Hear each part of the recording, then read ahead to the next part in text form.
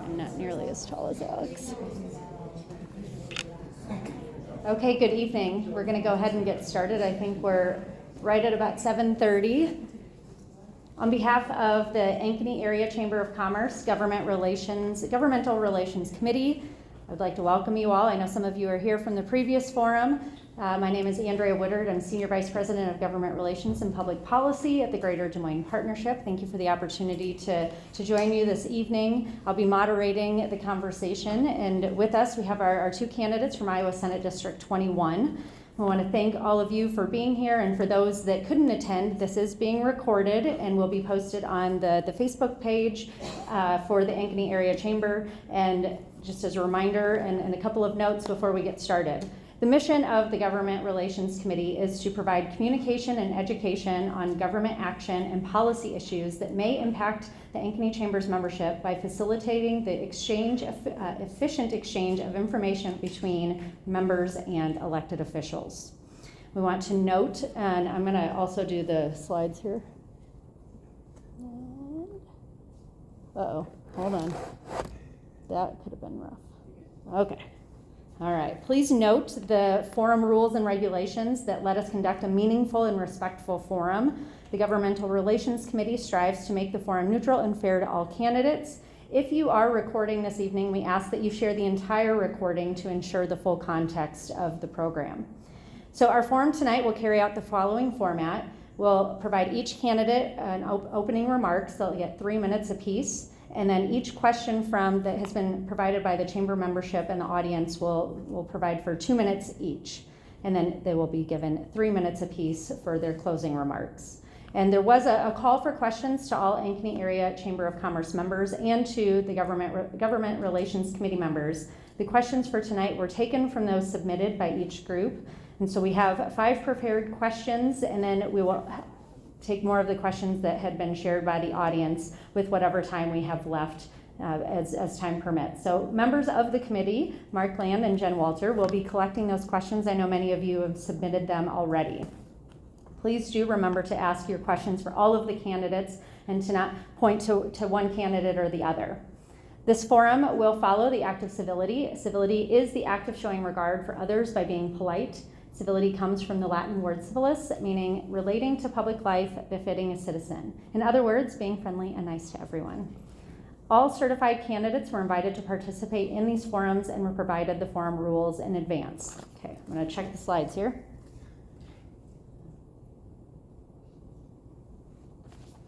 Okay, so the order of the seating was decided by random draw. We will begin with Todd Brady, followed by Mike Buslow, and then we will rotate each question so that everyone has the opportunity to answer a question first. So luckily, the way that Melissa had it listed on my sheet is the way they drew, so thank you for making it easy tonight. And with that, first, I just want to start by saying thank you both for being here, for participating in the forum. It takes a lot to run for office, and it takes a lot to put your name on a ballot, and looking forward to hearing from you both this evening. If we can just give them a round of applause for their time. And depending on what you say, you'll get a round of applause at the end. But please refrain from any applause during the program. We'll wait till the end to thank them again for their time. So we're going to start by providing Todd his first opening comments. And again, you'll have 3 minutes. Melissa will time you, and then we'll alternate back and forth throughout. So Todd, have at it. Thank you. Can you guys hear me? Yeah. Okay.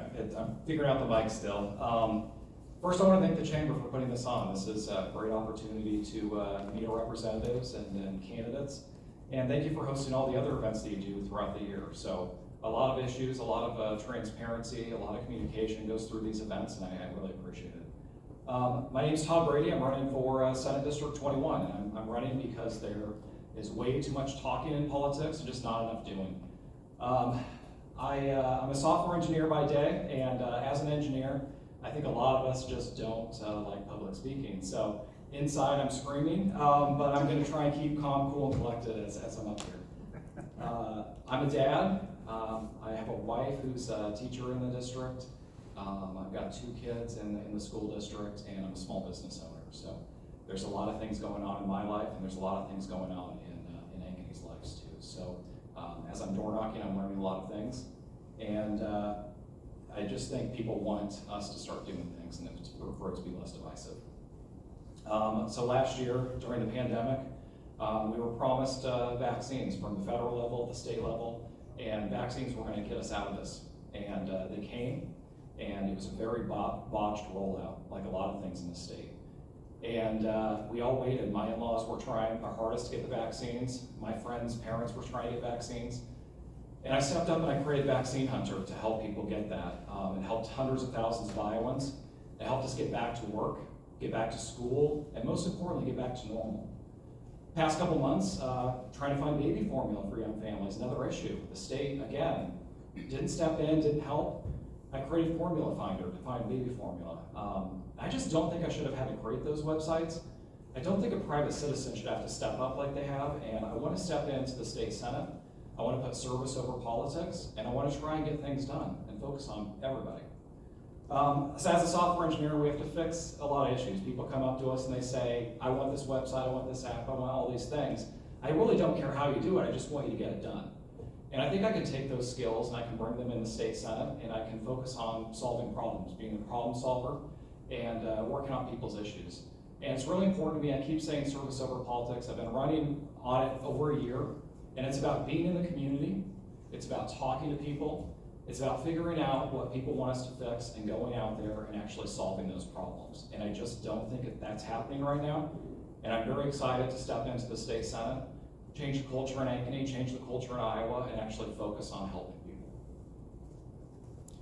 Thank you, Todd. Mike? Well, like every other candidate before me, I want to thank the Ankeny Chamber. I think I'm number 6 to do that tonight. Also, Andrea Woodard, I'd like to thank you for moderating. I know that's a thankless job. Melissa Cox, you've put together great events, as Todd mentioned, throughout your time here. And the Government Affairs Committee, again, thankless jobs to gather questions and put all this together. So thank you all, because it really is a service to the community, and it showcases people who care, people who want to step up and be a voice for their community. And I'm Mike Lucelo, as I've mentioned, and I'm a state representative today, and I'm running for state senate. I grew up in Davenport, Iowa. I've made my life with my wife here in Ankeny, Iowa. My small business is based here. We go to church at St. Luke the Evangelist. I was elected for the first time ever a year ago. Our community lost a great friend and a great statesman in John Landon. And for me, I think during the pandemic, like many Iowans, I probably have taken for granted the important role our locally elected officials play in determining and overseeing and regulating our freedom and our security and our prosperity. And when John passed with the support of Marvis Landon, who's here tonight, I ran for representative and was elected. Never been in an elected office before. But I tried to focus on policies that were going to help foster a place that created jobs, or help improve our schools, or make our community a safer place. Unfortunately, over the past years, we all know the cost of living has dramatically increased on Iowans, on all Iowans. And so as my first session in the legislature, we got to work. We cut taxes for all Iowans. Across the board, making sure that every Iowan would get to keep a little bit more of their money. We also eliminated taxes that were going to have an impact on families, like sales taxes on diapers and feminine hygiene products, which was far overdue but has a major impact on everyday Iowans. Finally, eliminated the retirement income tax on our retired Iowans, so they don't have that incentive to go find better weather anymore. At the same time, we balanced our budget, put more money into those things that we all value as Iowans. More money for schools, more money for mental health care, more money for our law enforcement. It's been the honor of my life to serve for 1 year as your state representative. And I'm honored to be here tonight talking about why I would like to be your state senator. So thank you. Thank you. So our first question, and again, so it'll be Mike, Mike, Todd, Todd, Mike, Mike, Todd, Todd. Okay, so, right, have fun. So Mike, first question to you, and again, 2 minutes apiece. What can you do to bring civility to the election process and after you're elected? 2 minutes. And I'm gonna need to go through the math of how you did, the Mike, Todd, Todd. That was impressive. learned last year by listening to my fellow residents here in Ankeny, that it's just people. Politics is people. Politicians are people. Our government entities are people. And by going around and talking to people and listening, you humanize the process. By being here tonight, you humanize the process. And ultimately, we as people, we get what we demand. We get what we ask for, we get what we fight for. And I've been proud and believe that civility comes by first recognizing that we're all just folks who can have a conversation. By not questioning motives, we're not questioning that we all know we want a better Iowa, but questioning maybe the policies that we're going to propose. And to me, when you're a candidate, that means keeping it about the policies, not about things that are off topic, but talking about those policies that matter, that are going to impact everyday Iowans. And when you're elected, to continuing to reach across the aisle. I was proud that over the past year that I've been in office, more than 90% of the bills that we passed in the state legislature were passed on a bipartisan basis. I'm a real estate attorney for my day job. That's how I make money. And who knew politicians could make attorneys look reasonable? But that's what I think has happened in society today. And as a real estate attorney, my job is not to fight with the other side. It's to try and work with both sides to get to a deal that makes sense for everybody. I've tried to take those lessons with me to the Capitol, to work with both sides to get things done for Ankeny, for everybody. Thank you. Todd. One of the main reasons why, as I'm going through the process, I'm trying to decide if I'm going to run for office or not. When I created the sites for Vaccine Hunter and Formula Finder, was the community that it created. I had the site, but all the people that joined in and helped their neighbors, helped their friends, helped their families find vaccines and formula. We were all working for the common good. We were all working together for those things. And I just took a step back and said, can we expand on that? Can we actually make that work in the state even further? And why can't we do that with legislation? Why can't we do that as a community? So I want to create a community for this. I want there to be back and forth conversations. A lot of people on the door say, this is way too divisive. I don't understand. Why are we not getting things done? And I think it's because we're not having conversations. I don't think we're having a lot of these community events. And it's more of us just talking to people too. I think it needs to be, let's sit in a circle and actually talk about things and figure out how people are coming from. I think that's really important. And that really is the core belief of service over politics and what I've been trying to run on. We need to be in the community. We need to be talking to people. We need to be transparent. We need to be honest. And I think most importantly, I think people need to feel like they're being involved. And sometimes I just don't think people think about that. And as a community, if we get together, I think we can really change things and make it a lot more civil. Thank you.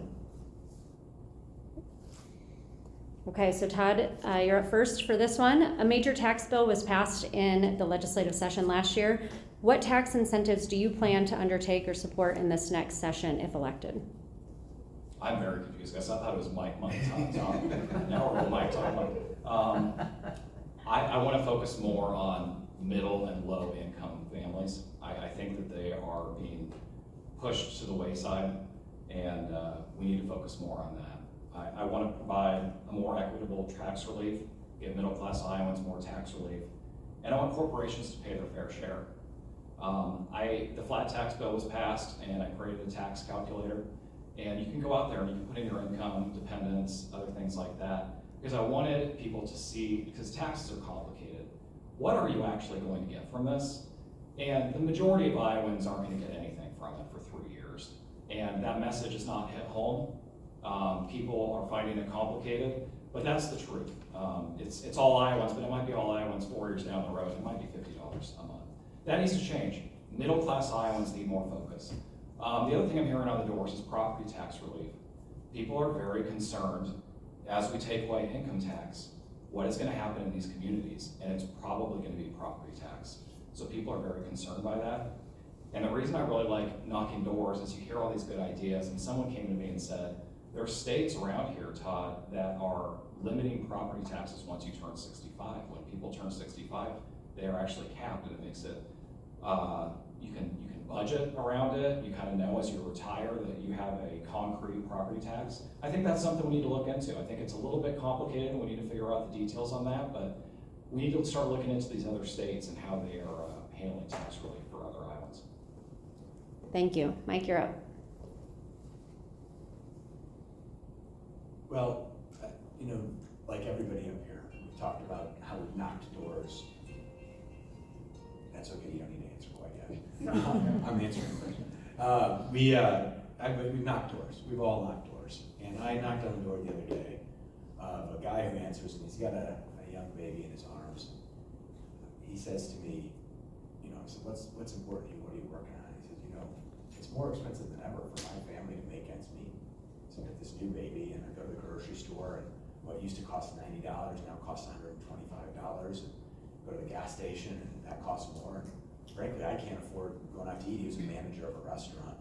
He's like, going out to eat is a luxury for our family, and that's different than it used to be. And he said, you know, tax cuts you passed, eliminating that sales tax, that 7% on diapers, that matters for my family. Lowering the income tax, that matters for my family. Talking to Iowans who are retired who say, you know, with property taxes going up, I'm on a fixed income. And lowering that income tax rate, eliminating it for retirement income, that matters to me, Mike. Helps me stay here, helps me stay in my house and not have to find somewhere else to live. And so we need to keep focusing on the fact that we can keep lowering those income taxes. We can do it to stay competitive with other states. And we can do it because it impacts not just businesses, small businesses that are pass-through entities, but it impacts Iowa working families. We also have to look at property taxes. I heard the same idea at the door. You know, maybe we're knocking the same doors. And about the 65. I think that we need to address property taxes, because when I hear a business owner telling me that she pays more for her childcare facility in Ankeny than someone in Atlanta, that doesn't make sense to me. And so we can address that, I think, next session. Thank you. Okay, so the next question, we will start with Mike. I know it is confusing, but you're all each taking a turn answering first. Okay. Describe your thoughts on Iowa's election integrity. Are our elections safe? What changes would you like to see for our election process? So, Mike, you're up first. Thank you. Who knew having 4 candidates up here would be simpler? But here we are. So, you know, there's been a number of changes that have taken place in our election system over the past, 4 or 5 years, instituting policies that are meant to instill a high level of integrity and accuracy into our elections. Voter ID, regulations around who and when you can vote, and even making sure, like I voted for this past year, regulating special interests or eliminating special interests from funding our election vote counters. We can't talk about what we passed this year, the only session I've been involved in voting for something, but with all the other changes that have passed, turnout's gone up. And I was lucky to have volunteered to work on some recounts here in Iowa over the past, including, as we saw over in Southeast Iowa, when a congressperson won an election by 6 votes. And I can say, as a volunteer who worked on that, I can say as somebody who has reviewed the election laws here in Iowa, that while I will never say that our election system is perfect, because there's always room for improvement, I trust wholeheartedly the system we have here in Iowa, that it produces results with integrity, and that it produces results with accuracy, and it is governed by policy that reflects the values of Iowans. So I think we've got great policies in place that keep our elections safe. And I think we need to keep looking at what can make them safer, like we did this past session, and just keep looking at, after each election, what makes sense. Thank you. Todd? Iowa's elections are safe and secure. And we need to do everything possible to ensure that and to protect our right to vote. Any changes to the elections process is a problem trying to find a solution.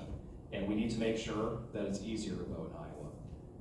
And let's be clear, Joe Biden won the 2020 presidential election. Donald Trump won the 2020 election in the state of Iowa. Joni Ernst won in 2020, and so did Cindy Axney. But there's a bunch of politicians that don't want to say that because they'll get political retribution. And that's a problem.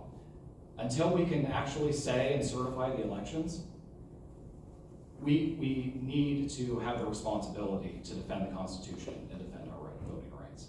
And unfortunately, there are people that refuse to do that, and it shouldn't depend on whether the person that they're voting for wins the election or not. That's important to make it easier to vote and certify the elections. Thank you.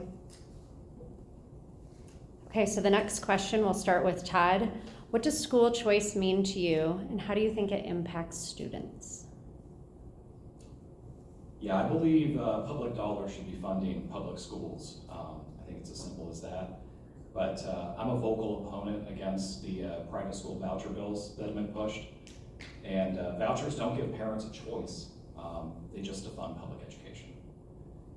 And Ankeny parents and kids deserve great schools and small class sizes. And we need to treat our teachers with respect and fully fund our public schools. And if we don't do that, parents don't have any choice, they just have inadequate schools. I grew up in Indianola, and we have a lot of rural districts down there. We have Martinsdale, we have I-35. And as I think about these bills that come forward, I think about those rural districts down there. And I don't think that they could survive. I don't think taking that money away from those schools, I think that they would, at a minimum, consolidate. And I think it's shown in the state the past 20 years that once you consolidate a district, it will not be unconsolidated. It's never gonna come back. And I worry for those rural communities. I worry about Martinsdale, I worry about Indianola even. And we need to focus on public education, and we need to focus on funding it properly. Thank you. Mike? So, walking and talking to folks here at Ankeny, listening to voters, I've learned that this is a great question because school choice means something to a lot of different people, different things to different folks. And this past year, we passed a bill that gives all Iowans something that I would call public school choice. It allows you to, as a resident in Ankeny, if you are unhappy or the Ankeny community schools aren't meeting your district, to have your child or student and move to, say, North Polk or Bondurant, another public school that meets the needs for you and your family and your student ultimately. And for me, as I was talking to a mom at a door the other day, she said, you know, I moved to Ankeny because I didn't have a choice. So my daughter has special needs, she's on an IEP. And we were in the Des Moines School District. Ankeny can handle the special needs students better than anywhere in the state. And so I moved here because I had to. It's how I could get my daughter into the IEP program that is renowned. And I was talking to folks at Orvis and in Ankeny at this community schools and students there. I'm on the post-secondary readiness task force, and a student said, you know, the traditional classes don't make sense for me. You know, I'm looking for skilled workforce training. I don't want to go to college. I want to be a welder or an electrician. I want to go do work with my hands. You know, for them, school choice is not about staying in that high school. It's about maybe going to a community college or going to get a skilled apprenticeship. And finally, for me, I grew up in Davenport. And Davenport's the one school in the history of the state that failed so poorly, so badly, unfortunately, that it was taken over by the state. And so school choice also means to me that these kids who are in failing school districts were there only because of the zip code that they were born in, only there because they lived near the school, had to stay there, and they didn't have a choice. Okay. Thank you. So our final prepared question, we'll start with you, Mike. Hold on. There we go. Childcare is a commonly referenced barrier to workforce development. What should be done to assist the Iowa workforce with childcare, and how would you expand childcare capacity in Iowa? You know, I would be willing to bet, and we've heard this from the other candidates, that this is something that comes up at doors and comes up at forums and emails and from everybody, talking about, hey, how do we, you know, find affordable, reliable childcare? And that's something that we need to make sure that we address, because it is not just a childcare issue, it's a workforce issue, it's an academic issue. You know, to talk to parents and to hear from a mom who, when our kids couldn't be in school, when they were locked out of school, who is making that terrible choice between making sure their student was doing their educational, tasks, or going to work to put food on the table and a roof over their head. You learn how important that child care is, and the terrible choice had to be made. We're talking to child care providers here. This year we changed and came in line with the majority of the country on the ratios that are there for teacher to students in classrooms, and in the red tape around that. And by changing those laws, we've improved access to childcare. There's more slots available, and the amount that can be paid for teachers, improving teacher pay. But we need to do more, and we need to encourage employer-based childcare. My brother-in-law works at Casey's, and they have employer-based childcare, and it is one of the top employee retention tools they have. It makes folks want to go there, and it helps keep folks at Casey's. In a time with a labor market that's tough, we should be continuing to encourage employers and other folks to start childcare facilities. We also need to realize that property taxes play a role in this. As I said, I talked to an owner of a childcare facility here, and she says, I have a counterpart in Atlanta who pays higher property taxes than I do, or lower property taxes than I do here in Ankeny, Iowa. Like I said earlier, that doesn't make sense, and I think that's something we can address. Thank you. Todd? If we want to grow our workforce in Iowa, I think there's two main things that we need to do. The first thing we need to do is figure out ways to get more people into Iowa. I think that people are leaving right now. We're having a huge drain out of colleges, and that's a big deal. We need to work on that. The other thing we need to do is make sure that daycare is more affordable and accessible. If we want people to work, they need to be able to take their kids to daycare. It's very important. And it shouldn't cost a mortgage payment to send your kids to daycare. My jaw always hits the ground every year when we do our taxes, because we pay over $20,000 to have both of our boys in daycare, and it's egregious. I'm glad that we are capable of doing that, but I think there's a lot of families that aren't. There's a lot of families having these tough decisions on, do I stay home? Do you stay home? Do we both work?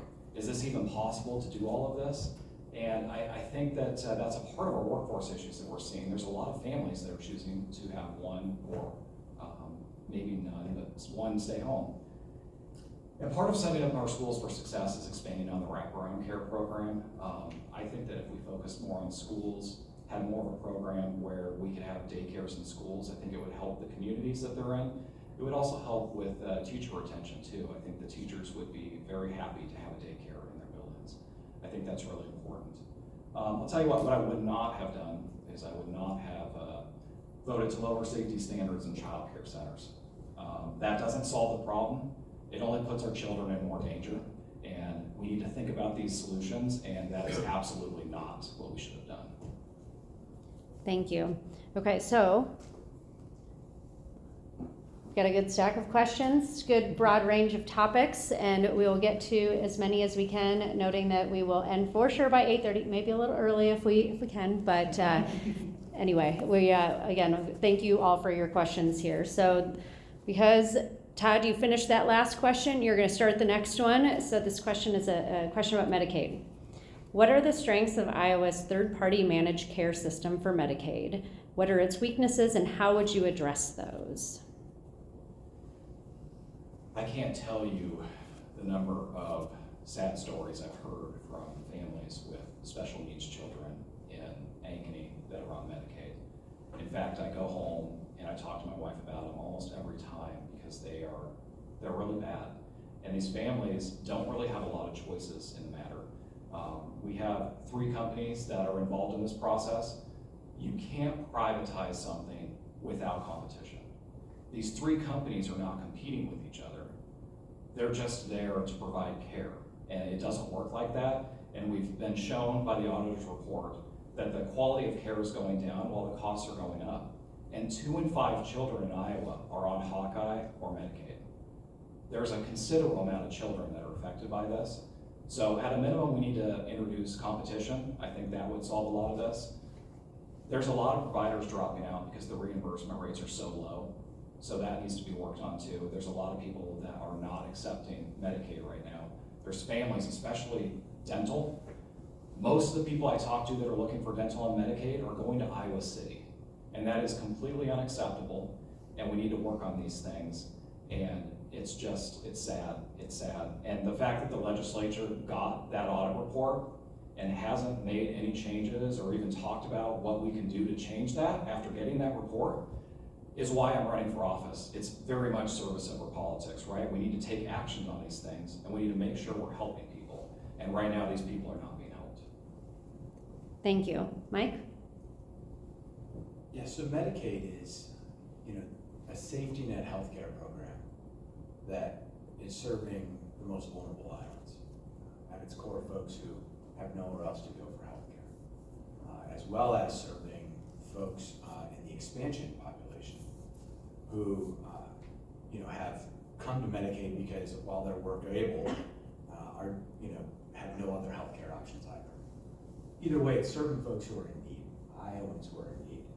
And what it does well, and it does well not only according to me, but according to J.D. Power and Associates, who looked at patient satisfaction surveys, is it puts that patient first over providers, and it says that we're going to guarantee access. There's going to be access to healthcare. In fact, not just guarantee access, but guarantee access to healthcare with the same level of benefits, at the very least, that the governor has. So it has a great level of benefit, access to a great level of benefits, but it also, with that being the second highest area of spending, puts the taxpayer, the people who make Medicaid possible, in a place to have that accountability. What I've learned is, as I mentioned earlier, when it comes to civility or government, even elections, it's about people. And we need to realize that people make mistakes, and as those mistakes get made, we as legislators need to continue working to improve those programs, leaning in to make sure that the oversight is there and improving for Iowa. Thank you. So Mike, the next question, we'll start with you. What can the Iowa legislature do to assist Iowans with the increased costs due to high inflation? And I know you touched a little bit on this in your opening remarks, but. No, the high cost of living is something that it's affecting every single Iowan in every single facet of life, whether it's going to the grocery store, going to the gas station, going out to eat. I hear it at the doors, I hear it really from everywhere I go. It's not just a high cost of living that impacts working Iowans, it's a high cost of living that impacts small businesses who are just in the community trying to help folks. We need to continue doing things that allow Iowans to keep more money in their pockets. First, I'm proud of the income tax cuts that we passed that help Iowans across the board. Every Iowan who pays taxes is going to get a tax cut. The sales taxes are going to help our working families keep a little bit more in their pocket, stretch that dollar a little bit further. As we've discussed tonight, property taxes are something that are paid, again, by business and by individuals. And if you're on a fixed income, if you're retired, those property taxes have to be paid out of that fixed income. So when they go up, you've got less to make ends meet. We need to continue looking for ways to give tax relief to Iowans, whether that's income tax relief, sales tax relief, property tax relief. Thank you. Todd. I think you guys are hearing a theme tonight. It's like a one-trick pony. Tax cut, tax cut, tax cut. And I think a lot of people like what I'm trying to do here because I'm trying to implement things a little differently. And the first step should not be tax cuts. There's a lot of things we can do. Number one, we need higher wages in Iowa. If you're on a minimum wage job, it's going to require at least 2 of those jobs to even make ends meet in Iowa. Our minimum wage is atrocious, and that needs to be raised. So we need to work on raising wages for everybody. The other thing is, we have a rental assistance program that the federal government has given us, and Polk County is last in putting that out. They have barely put out any money to help Iowans. They haven't helped with rental assistance, they haven't helped with anything. I'm tempted to create a rental assistance hunter, if I could say it, because for some reason, Polk County won't help people with that. And then we've already talked about it a little bit, but daycare is a big deal. We need to make that more affordable. I think families that are trying to get back to work, trying to get a living wage, they're also under the burden of who is going to help us watch our kids. We've been lucky. We moved back to Ankeny. My wife was born and raised, but we've lived here for 7 years because my wife's parents are here, right? We have babysitters here when we need them. We do daycare too, but a lot of people don't have that, and I think daycare is really important. But we shouldn't just default to tax cuts. There's a lot of programs that already exist that we can actually work on and make improve and help people out in Iowa. Thank you. Okay, Todd, so next question is for you to start. What are your thoughts on the election ballot question to add the right to bear arms to the state constitution? And if elected, do you have any legislative priorities related to guns? If we took the Second Amendment and we put it on the Iowa Constitution, I would have absolutely no problem with that. It's a constitutional amendment, it makes a lot of sense. But they added strict scrutiny to it, which changes the game quite a bit. It's the highest level of, in the judicial branch, it's the highest level you can have. So if we wanted to pass any gun sense legislation, it would almost immediately go to the judicial branch and get struck down. So I am a no vote on that just because of that. I wish we would have just done Second Amendment and codified it, but we didn't. For gun sense legislation, I would like background checks. I would like red flag laws. There's an argument between common sense gun legislation and the Second Amendment, and it's separate, but those can go hand in hand. And 80% of Iowans and people in the US agree that we need red flag laws. I've got a first grader, and I'm worried that school safety is an issue. I want to be able to drop my kids off at school and make sure that crazy people don't get guns. And I don't think that's too much to ask. But with this amendment, I think that's going to be a lot harder to do in Iowa. Thank you. Mike? Yeah, Iowa is one of the few states that does not have the Second Amendment codified into our state constitution. I support codifying the Second Amendment and the right to keep and bear arms in our state constitution. I believe that by passing that amendment, we can still keep on the books and continue to pass common sense gun laws that allow law-abiding citizens to maintain and exercise their Second Amendment while also making sure that we are protecting Iowa citizens. Thank you. So Mike, we'll start with you for this next question on affordable housing. What can the legislature do to accomplish, quotes, affordable housing? Well, you know, there's a few things the legislature needs to focus on. One is making sure that we're creating incentives so that folks can go and build affordable housing in places where it returns on the investment for that builder, for that developer. The other thing that we need to focus on, though, is not just creating incentives, but realizing what drives cost. That if you're building housing and you're putting red tape and regulations around what has to be done when that house gets built, or you're making it tough because one area of the state has red tape that's different than another area of the state, we need to realize that it needs to be streamlined. Because as you've heard from a bipartisan chorus tonight, finding affordable housing, whether it's in Ankeny or Algona, is a challenge to bringing folks to Iowa, keeping folks in Iowa, and creating more jobs in Iowa. So we need to make sure that the incentives align with creating those housing units, creating houses and multifamily, townhomes, apartments, but also making sure that we are cutting red tape, streamlining regulations, and making it a priority that our housing is affordable for Iowans today, to be built, and into the future. Thank you. Todd? I hit on this a little bit before, but I do think that the rental assistance would help a lot with this, especially in Polk County. I also want to see more multi-use buildings. I live on the northwest side, and Ziggy's went in, and we have, it's kind of a strip mall on the bottom, and then housing on top. And I feel like if we did that a lot more often, there's incentive for the city to have more commercial, but there's also incentive to get more housing at the same time. So I think that just implementing our zoning a little bit differently and doing more of that, I think that's a big deal. And more townhomes, there's a lot of townhomes going in, that's a lot more affordable. And things like that, I think that we can be different on how we implement these things. Thank you. Okay, so Todd, first up for the next question. In the last legislative session, a bill was passed to decrease the amount of time workers could receive unemployment benefits, and then required them. What is your view on that piece of legislation, and would you make any changes? Yeah, I sometimes feel like we look at these single metrics and we try to solve a problem that isn't there. And I think the synopsis of this bill was trying to just lower the unemployment rate at the mercy of everything else. And it's gonna cause a lot of problems, and it's gonna cause a lot of problems for small businesses.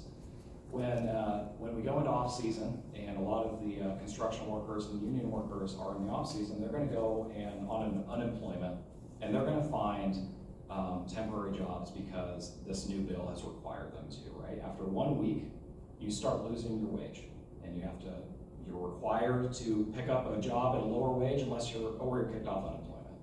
So what people are gonna do is they're gonna go get a job temporarily, and as soon as the weather changes, and as soon as the construction season starts, guess what? They probably won't even give a 2 weeks notice. They are out, and they're gonna go back to their good paying union job. So at the mercy of lowering the unemployment rate, we've caused a cycle of these jobs and openings. And again, it's just a poor implementation of something that frankly, I don't even think was an issue. Our issue is we need to get more people into Iowa, right? The unemployment rate is pretty low already. So passing this bill and lowering that is just not the answer to this. Let's find a way to get more Iowans. Thank you. Mike? Yeah, so this past session, Governor Reynolds proposed and the legislature passed a law that was the first modernization. It was the first time unemployment, the mission of unemployment had been looked at in 100 years. And when unemployment was created, it was the only safety net for an Iowan who lost their job. They didn't have rental assistance, food assistance, healthcare assistance, any of those other programs that are out there for working Iowans who didn't lose their jobs. And instead, it said, now with these other programs, what should our modern reemployment programs be looking at? It changed it to a reemployment program, looking at saying, this program can be about giving folks the training they need for the jobs of today and in the future. Because we have more jobs available than Iowans looking, we, as the governor proposed and we codified that instead of losing benefits at 6 months, it would be at 4 months. But today, if you lose your job, you have to take a job for what pays less right away. That was already the law. What we put in there is you don't have to take that job if you're finding workforce training. Again, getting those skills you need for the jobs of the future. And by doing that, and the policies we put in place, makes it less expensive to hire Iowans. That's important, because we go look at businesses, and I go talk to businesses across the district, saying how hard it is to hire. By making it less expensive, they can pay more. And that makes a difference for Iowa families. Thank you, Mike. Okay, so I've got 2 more questions before we do closing remarks. So Mike, you'll get this one, and then Todd will get the next one, and then Mike will start with the closing comments. So Mike, here's your question. How does Iowa most effectively balance support for the growth of both small and large businesses throughout the state? Well, it's understanding, again, that small businesses are run by people, that by what we've done on the tax and regulatory environment impacts small businesses, whether that's reducing the individual income tax rate or looking at and reducing red tape around professional regulation so that it's more seamless for folks to move into Iowa, for those workforce jobs to be filled. We also need to realize that we need a pipeline. One thing that's frustrated me and one area that I think we need to focus on is that we need more skilled workers, but we don't necessarily need to look outside the borders of our state to find them. There's at Des Moines North High School, they lost their welding teacher. He retired. It's a very easy answer. He had served a great career and he moved on. The challenge isn't that they lost their welding teacher, it's that they can't find a new one. It pays more to just go be a welder. What can we do to help create that flow of workforce, getting our students the skills they need to fill the jobs of today and the future for not only our businesses, but also for their families? Because these businesses and those jobs, what it comes down to is putting food on the table for families and a roof over their head. And we need to continue focusing on policies that are going to promote all of that. Thank you. Thank you. Todd. Talked to a lot of people, I think we all have, and talked to a lot of small business owners in Ankeny.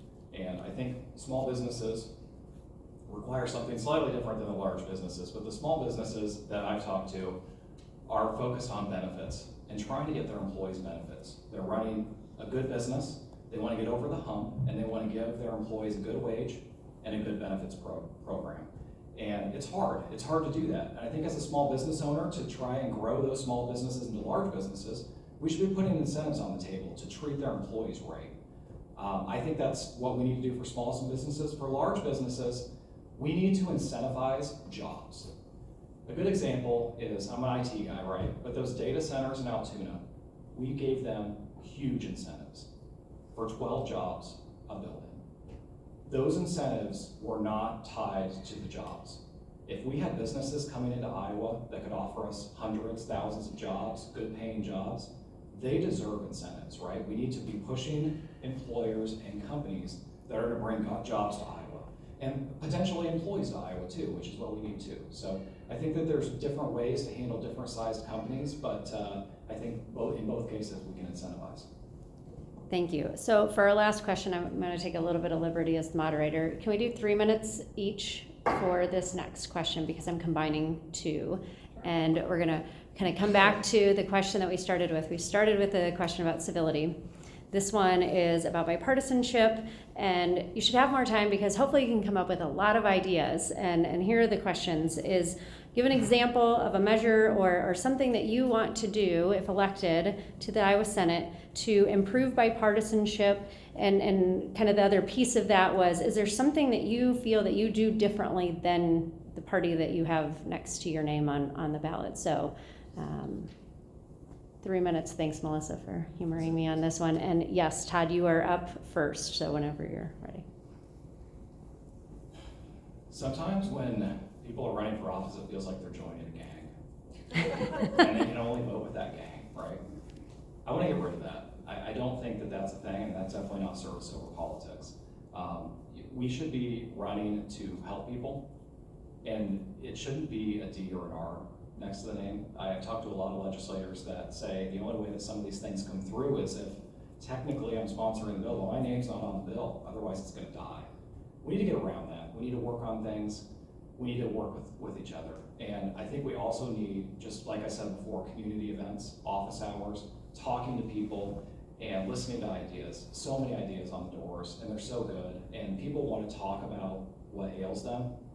And I think that we can solve a lot of those issues just with communication.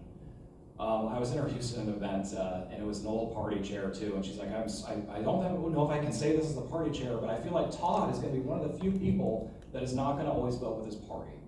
And I took a lot of pride in that. I think that's really important. And I think that if we all had that attitude, and we had the attitude to try to help people and not special interests, I think we would be a lot better off. So those are my goals, and I think we can do it. I really do. Thank you. Mike. You know, I mentioned this earlier, but I mentioned it at doors. People are always surprised to learn that more than 90% of what we passed this past year was bipartisan. There was rancorous debate. There was back and forth in the process of writing the bill, amending the bill. But at the end of the day, just like it happens when I'm working on something for real estate, both sides came together and said, hey, this makes sense. It wasn't what all one side wanted or the other.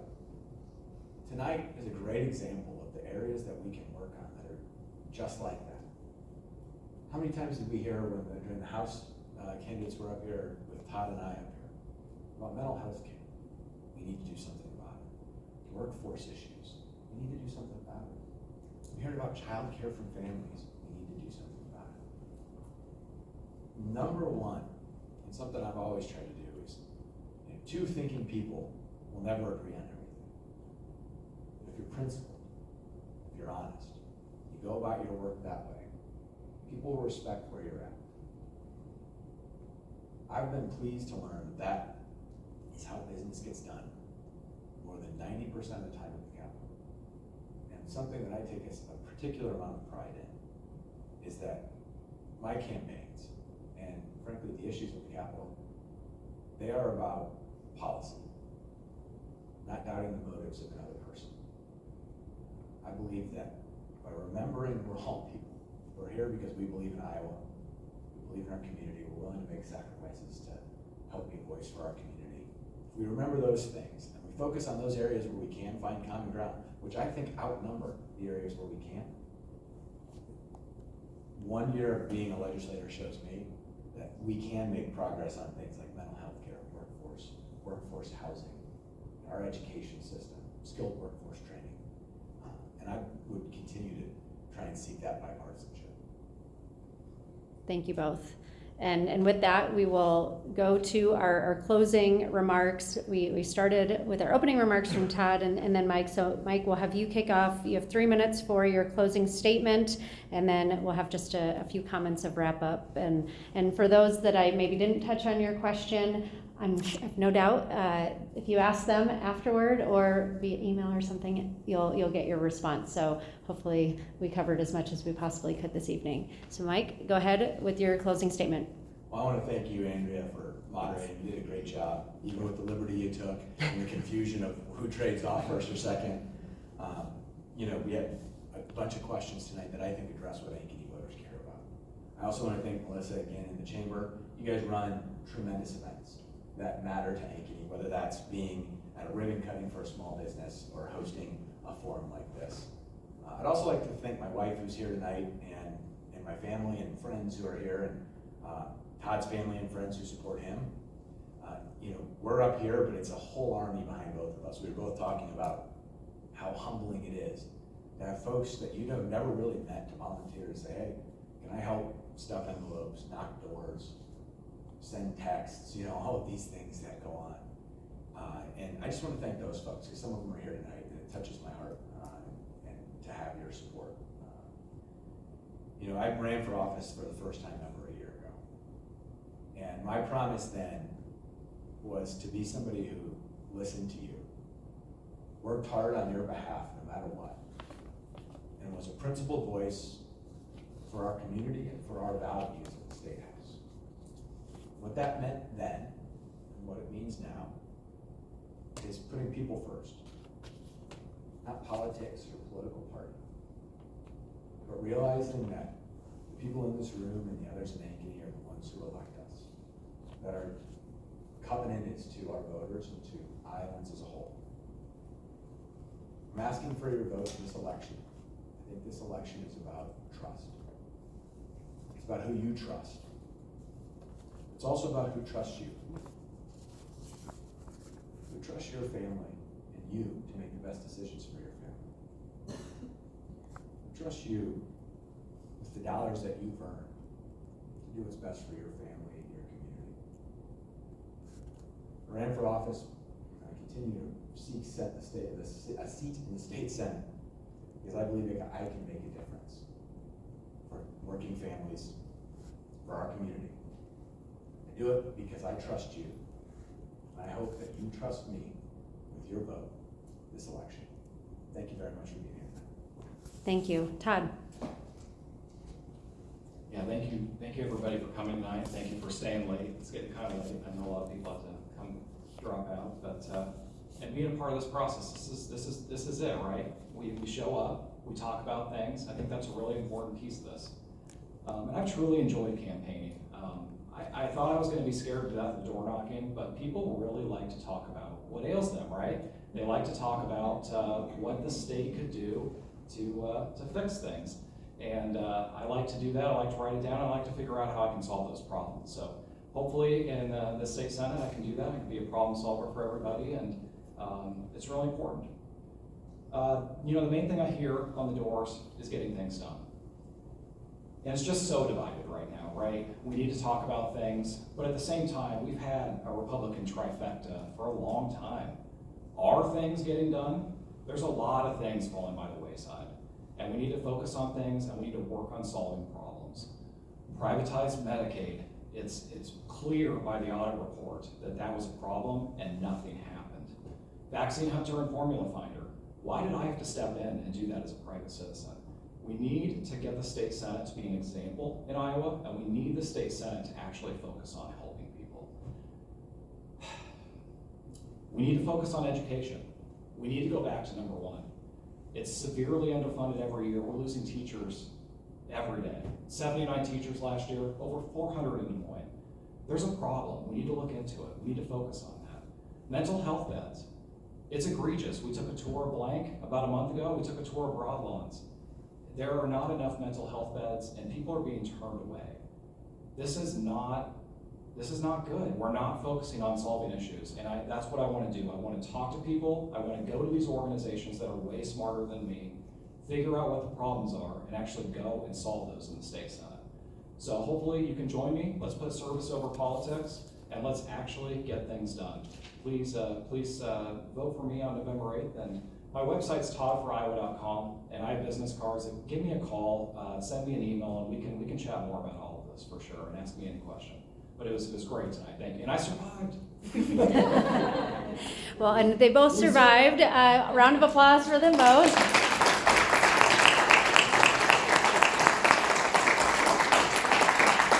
Thank you both. Thank you to joining us on behalf of the Ankeny Area Chamber of Commerce. I'd like to thank you all for being here.